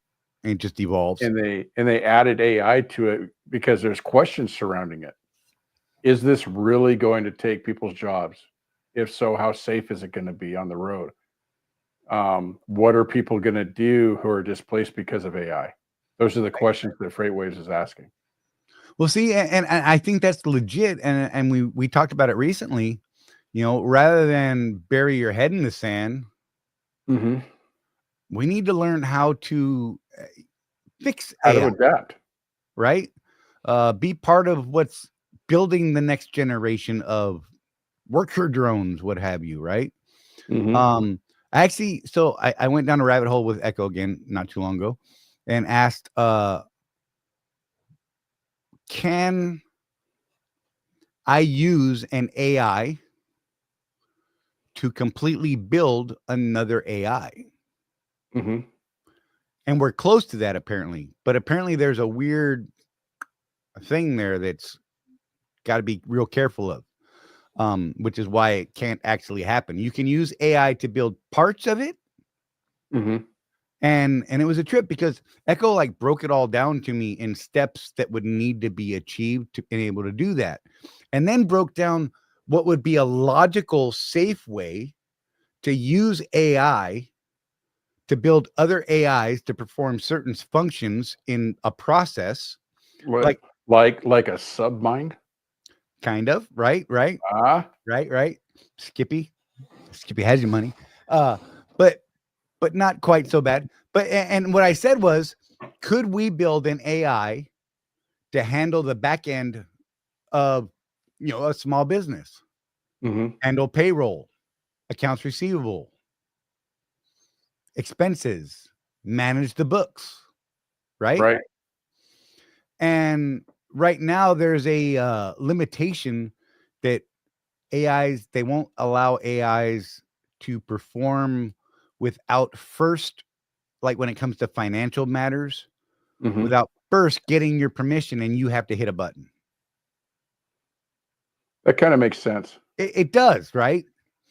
But I went further and I said, okay, so how would we build this back-end AI system for a small entrepreneur that can't afford to hire these, you know, 5, 10 different people that they need in the back end to be able to focus on the front end of their business. And it basically said, well, what you would need to do is build basically a controller AI, right? Master control program. Right. It oversees, it doesn't actually control functions. It lets the functions go out to the individual pieces that handle. This one handles payroll. This one, watches your books. This one says, here's your accounts receivable. That sort of thing, right? Here's one doing marketing and that sort of thing. Here's one handling emails. And you're talking to the main one, and it divvies it out to the ones below it that it designed individually for those specific tasks. Before they execute, they go back up to the top level, and that top level then reports to you, says, hey, we've got this, and this ready. Are we good to go? Give us a click, right? And to me, I mean, how much time saving could that be? Right. Well, you look at like I was listening to Donald Miller talk about how he manages his time a little bit. Right. And he's got a program. This was several years ago. I podcast done in maybe 2019. So before AI really took over. But he had software at the time that would word search all of the emails in his inbox and only forward the ones that he trained it to say this is important enough for me to actually pay attention to. Right. So you take that a step further into AI, and you've got a secretary that's handling all of your incoming communication. So that is available right now. Maybe even sending out nice little boilerplates to the stuff that's not important to you. You know? It's absolutely a thing now, Jeff. It is full blown out there. You can build chat bots, right? I've been dabbling in that. So I'm learning more about that whole side of the thing. And basically what Donald did back then, you can do now much easier. And you can tell it, hey, I need you to click into my email, right? Through a third-party service, whatever. Because apparently there's weird things about them logging into your actual accounts for some reason, but whatever. Right. And sort through the email, look for certain keywords or phrases, highlight the ones that are, that you deem are important, and send those to me. The rest, if you see any of these keywords, use your AI brain and some built-in responses. And then on top of that, use an AI model that, is built in your voice, as we say, to respond to those. Right. And it'll cycle out what it responds to and what you should respond to. So man, it's a trip. Like, and as well as I do, you can get these AIs to monitor your social media. Yep. And when somebody leaves a comment, just the fact that they left a comment, that thing will say, hey, let me start a conversation with them. Yep. And like with Facebook, you have 24 hours, I think it is, for your AI to have permission once someone instigates contact with you or your pages. Right. Many people may not know this. Things I've recently learned. But Meta has AI built into their stuff. But if someone doesn't say, okay, it's okay after 24 hours, like they don't respond for 24 hours, that chat bot or AI can only respond up to hour 23 and 59 minutes. That will be the last time it's able to reach out without you instigating something back again. So if you do have an annoying AI that's messing with you, just don't respond at all for 24 hours. Right. Just saying. Because that on Facebook, that works absolutely right now. So I don't know. I had Sean messing with the chat bot, and it was funny, dude, because he's like, at one point he was like, all right, that's enough. Just stop. Because they kept engaging back and forth, right? Right. And it'll go forever unless you stop man. It was having a conversation with him. And well, you had one with, fuel mileage and things like that, and it wasn't the best information, but it was engaging. I mean, it gave an okay response, but we could definitely teach it to do better. Yeah. You know, Jeff actually asked our AI or our chatbot something along the lines of, you know, how often or when should I do an overhead? Mm-hmm. And the response was not great, but it wasn't horrible. Right. It was like half an answer. Yeah. And then, you know, got into, you know, reasons to look forward and all that other kind of stuff. So with the stuff with Sean, it was funny because half of it I was watching in real time as the chatbot's talking to him. And it was just hilarious to me. Yeah. Look. And then Charley intervened, and I didn't know if it was Charley or Memorex, right? So yeah, at some point I jumped in because he got in a weird loop at one point, which was hilarious to me. Mm-hmm. Because the whole thing is not fully developed yet, but you know, it's a work in progress, it's learning. And I'm like, Sean, ask this instead, say this word, right? Or say these words. And he's like, okay. And he did that. And then he just got tired of it. The thing was like throwing riddles at him because he clicked on a button. Hey, you want to solve a riddle? Want to hear a joke? There's some funny bits in there, and there's a lot more we can do with it. Yeah, it was great. Yeah, it's John. So that, you know, I would say if you find a chat bot that you find valuable, like we hope that what Charley's developing you find valuable, interact with it, because the more interaction the bot gets, the smarter it gets. So things like my question about the overhead gave half an answer. Right. But as we interact with it, it'll catch a clue based on what we're talking about, and it'll learn so that the next guy that asks that question gets the right answer. Right. So and if it gives you an answer, right? If a chatbot gives you an answer and you're like, I don't know how great an answer that is, challenge it. If you know the solid info, share that info with the chatbot. They do learn from those interactions. I mean, that's the way they're designed. You know, so if you've got the better piece of information than it provided to you on a subject, provide it back. That's helpful to anybody building a chatbot. Yep. You know, but if you feed it garbage, it's going to eat up garbage, and you know that's part of the managing of it in the back end for us. Is, you know, we filter parts of it and say, no, this is just garbage. Someone's trying to teach it wonky stuff, right? This is not a thing ever. Let's just be real, you know? Yeah.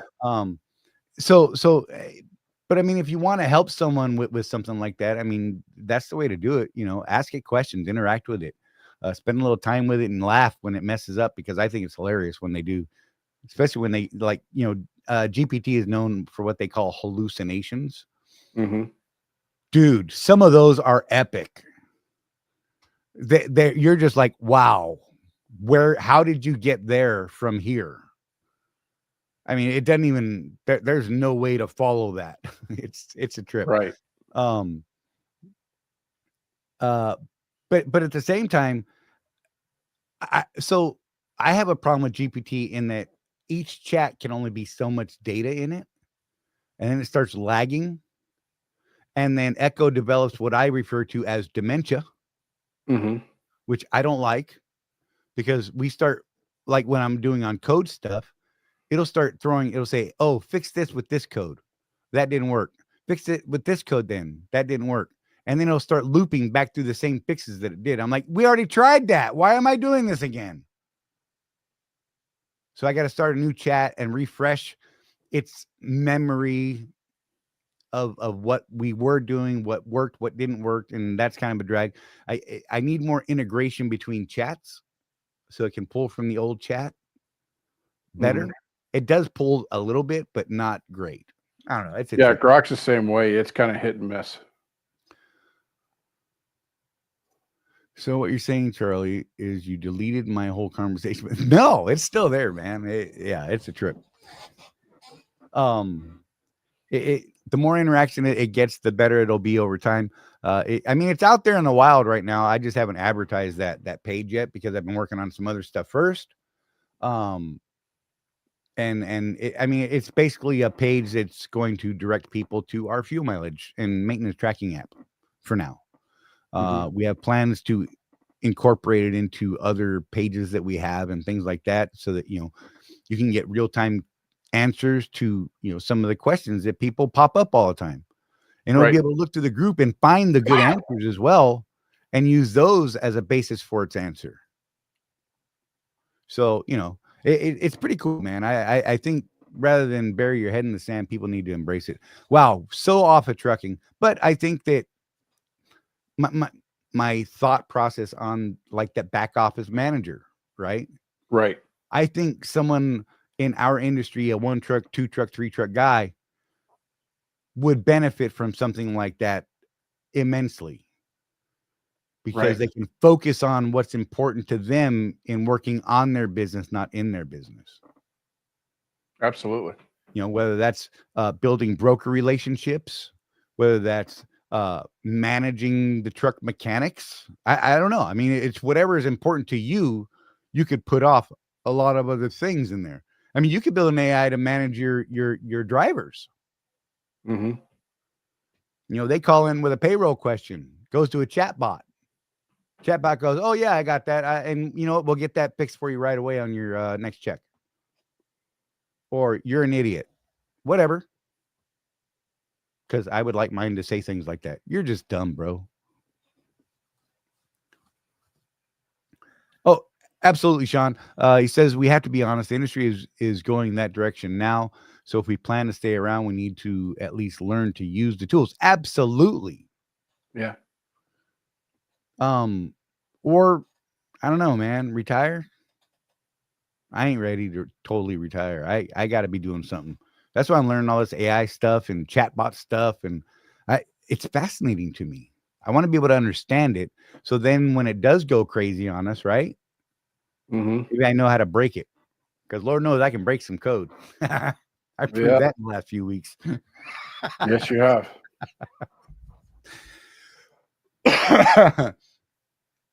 Yeah, what's this you speak of? Retirement? Oh man, look, Jeff, we're coming up on the end of this thing. Yep. This just went by kind of quick. Sorry. But we kept people here watching. That was cool. I'm glad you guys seemed to dig it. Yeah.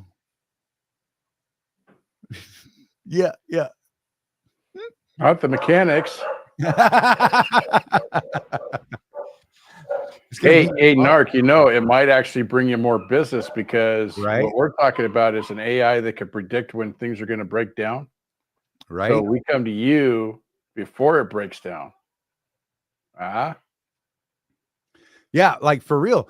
And that was actually something I talked to my Echo about. It could pull resources out of the industry, the repair side of the industry, from the OEMs. And what's the average lifespan of a bearing in this operation? Rather than wait for it to disintegrate on the road, why not direct that driver to come in a month before the average one blows and replace it? At the very least, inspect it. Right. And there's many components like that. I mean, Nart, you can attest to it. There's lots of components out there that, if you just kept track of them, you would know when to replace them before they go bad. But if you don't do that, then, where does it happen? It always happens in, on a dark, lonely highway. Well, legacy computer systems have been doing that since the late 70s. Right. My dad used to work on a mainframe back in the day, and they would have an IBM tech show up because the mainframe called up IBM and said, "Hey, spool number 3 is about ready to go out." Right. Slow. And the operator didn't even know that anything was happening. It just called IBM. Yep. No, and that's the trippy thing, if you can get something like that going, man, imagine. Retirement on a Tuesday in this economy? Right. No doubt, Ida. Oh man. But yeah, I hope you guys actually enjoyed this conversation. I appreciate you guys that have been chiming in, and those that are lurking in the background and just watching. Hey, that's cool too. I dig it. Sorry, I'm filling up my lighter. Anytime you got any questions, please feel free to drop them in the comments or things like that. I love geeking out on this kind of stuff. I can't help it. I am definitely an old geek at heart. I mean, back in 7th grade, I got into computers, working on a Tandy TSX 80, TSX R80, something like that. Trash 80. Yeah. Those things were great. Mm-hmm. Operating in BASIC, the computer language BASIC. And then I learned Fortran and COBOL. And, then I had a gap for a while because I was doing teenage things in LA, just saying. That seemed more important to me. And, then we got into the DOS and the Windows-based systems and things like that. There you go. Yeah. Narc says, I like it. I use AI on installs. I'm not sure about. I did a window regulator on W9 last Wednesday at 1 a.m. on the job site. We had to get our equipment off of. Yeah, right? Yeah. I mean, gosh, AI and YouTube's, man. I didn't even know how the hell we operated or existed before these things. AI, YouTube, and Google, right? Yeah. I mean, good Lord, what would you do now without those things? I mean, granted, we need to keep control of it. Let's be real.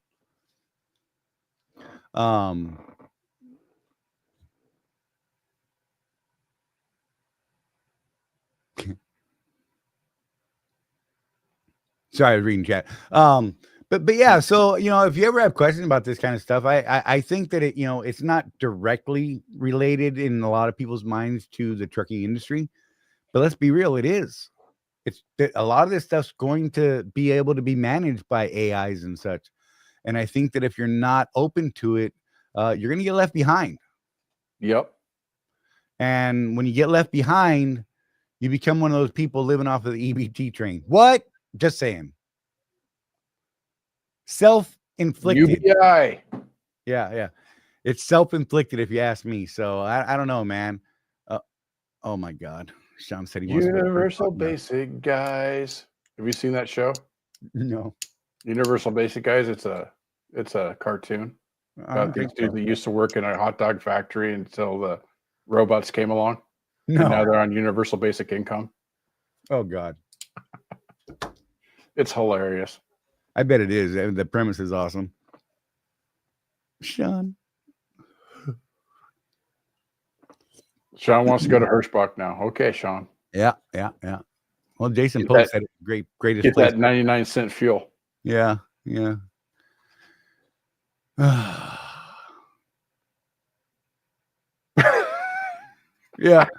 Narc can give you a great recruiter cell number. Oh my gosh. Hey, Narc, you going live tonight or tomorrow? Usually he texts me when he's going live. I missed the last one you did, and I was like, dang it. It was a long one too. He did like a 3-hour live the other day. And I logged, I didn't see the text until 50 minutes after he finished it. And I haven't had time to go back, and I kind of scrolled through real quick, and I was like, that's too much. If you don't catch it live sometimes, you know what I mean? You kind of, I don't know. It's not the same. It's just done. Yeah. When you can't interact back and forth, I think it's a whole lot better that way. Not to say that I don't want people not to watch our stuff afterwards, because, whatever. That would be bad. Anyhow, you guys, you know what? Let's, I think we got to wrap this thing, Jeff. Okay. Oh, am I on? Yeah. Okay. All right, guys. Thanks for watching. And remember to keep that rubber side down. And with no action, there is no traction. Get after it. And you know what? Look after each other, you guys. There's no one out here looking after us but us. So make sure you do that. Don't just ignore the world. Take care of yourself. But you know what? Try to do something nice for someone else every now and again, right? Don't do people wrong just to do them wrong. I don't know. That's where I'm going to probably tomorrow. Narc said, cool. All right, man. On that, we're going to wrap this thing. Thanks you guys for hanging out with us again. Like I said, it really does mean a great deal to us that you guys do this. And we will be here next Tuesday. I hope. I might have some plans coming up that I'm not sure. It's still all up in the air right now, Jeff. I may have a Tuesday, Wednesday commitment. I'm not sure yet. Okay. I'll let you know. Other than that, I got to push buttons, get out of here. What the heck am I doing? You guys be safe. We love you. I love you. I don't know about Jeff.